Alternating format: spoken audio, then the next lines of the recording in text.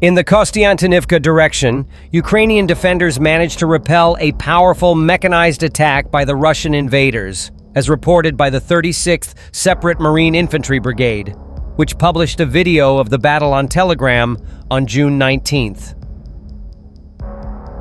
In the Kostiantynivka direction, the enemy attempted to break through our defenses by launching a bold mechanized attack from various sides, the footage describes. However, thanks to the coordinated actions of Ukrainian soldiers from the 36th Motorized Rifle Brigade, the 54th Motorized Rifle Brigade, and the 101st Motorized Rifle Brigade, the attack was repelled.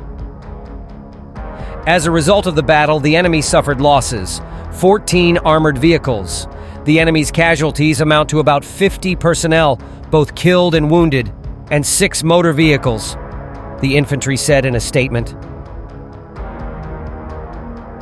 The 36th Motorized Rifle Brigade also stressed that the Marines continue to hold their positions and carry out combat missions. Earlier, Ukrainian journalist and soldier Yuri Butusov reported that the Russian invaders had launched an intensive mechanized attack near Kostiantynivka at the company level. According to him, the Ukrainian Defense Forces destroyed 15 units of heavy equipment and 8 motor vehicles. Russian regiments are organizing large-scale mechanized attacks less and less often. With limited armor but strong infantry, the Russians are increasingly attacking on motorcycles, quad bikes, or on foot. So it's worth noting when and where Russian troops are deploying their few tanks, infantry fighting vehicles, and armored personnel carriers. The targets of these rare mechanized attacks are among Russia's main objectives as its wider war in Ukraine enters its 40th month. Unsurprisingly, the town of Kostiantynivka is one of them. Frustrated in their attempts to directly attack the fortress town of Pokrovsk in eastern Ukraine's Donetsk Oblast, Russian forces are trying to encircle Pokrovsk by bypassing Kostiantynivka 40 kilometers to the northeast. They were willing to risk some of their armor for a chance to capture Kostiantynivka. On Wednesday, a sizable Russian force, about a dozen armored BMPs and other vehicles, split into 2 parts and moved northeast from Novolanivka toward the village of Yablunivka. They didn't get very far. Ukraine's 36th Marine Brigade and the 12th Azov Brigade spotted the approaching vehicles and attacked them with drones and possibly other munitions. When the smoke cleared, half or more of the vehicles were burning. Wednesday's attack was one of several in the area. All failed. Russian forces attacked Ukrainian Defense Forces positions near Pretekine, Bila Hora, Oleksandro Shultine, and Yablunivka, the Ukrainian Center for Defense Strategy noted. Ukrainian units prevented the destruction of tactical positions. Still, the enemy continues to build up forces for further attacks, the CDS noted, and at least one analyst is not optimistic that the Ukrainian lines will hold. Russia may lack armor, but it has infantry to spare thanks to its massive recruitment drive, fueled in part by generous enlistment bonuses. Rising damage.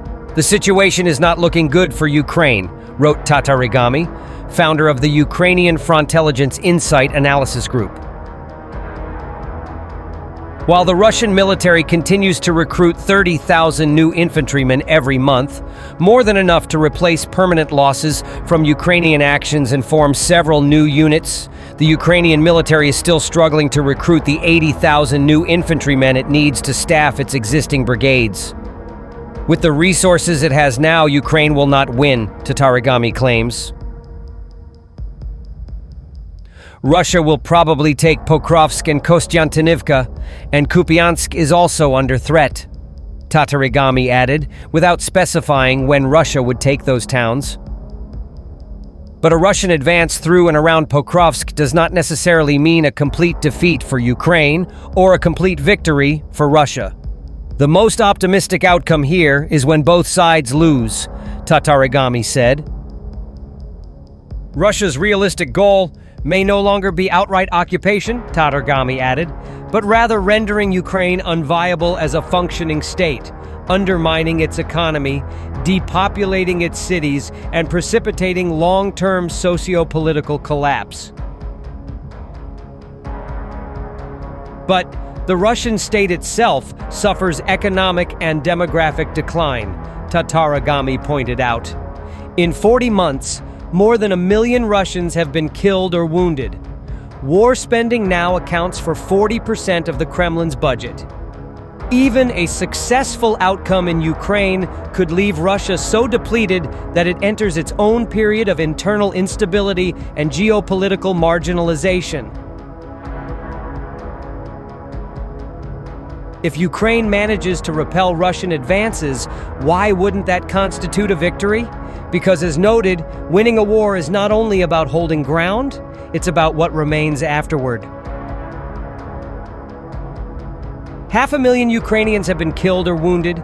Entire cities are in ruin.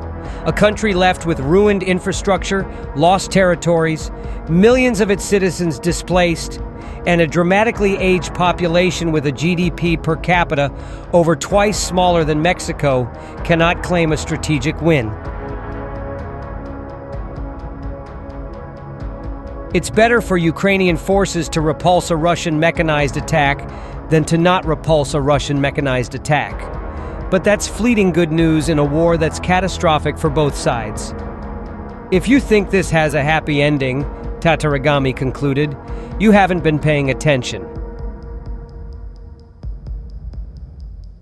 Russian invaders are attempting to fully occupy Chasiv Yar in Donetsk Oblast every day, with Ukrainian servicemen successfully repelling the attacks, according to Andriy Polukin, a representative of the press service of the 24th Mechanized Brigade, speaking on Espresso TV on June 19th. He emphasized that Russian invaders are deploying significant manpower to Chasiv Yar. I can't say anything definitive about a summer-autumn campaign. We have one ongoing campaign. The enemy is trying to fully occupy the city of Chasiv Yar every day, said Polukin, a representative of the 24th Motorized Rifle Brigade. They are heavily relying on manpower, which they have in greater numbers, and they're trying to use that advantage. But our forces are effectively countering this strategy.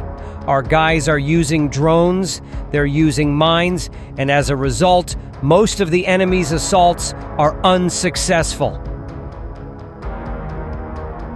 According to Polukin, Russian forces are conducting mechanized assaults to push troops into central Chasiv Yar for offensive operations. However, Ukrainian defenders are carrying out strong reconnaissance efforts and striking concentrations of Russian forces. In this way, the defense is holding, he said. Polukin added that nearly all civilians have left Chasiv Yar, and Russian troops are now using any available buildings as shelter. On May 30th, the 24th Motorized Rifle Brigade reported that over the past 3 locations, Russian troops had made almost no progress in Chasiv Yar, located in Donetsk Oblast, largely due to the effective use of drone bombers and skilled Ukrainian crews.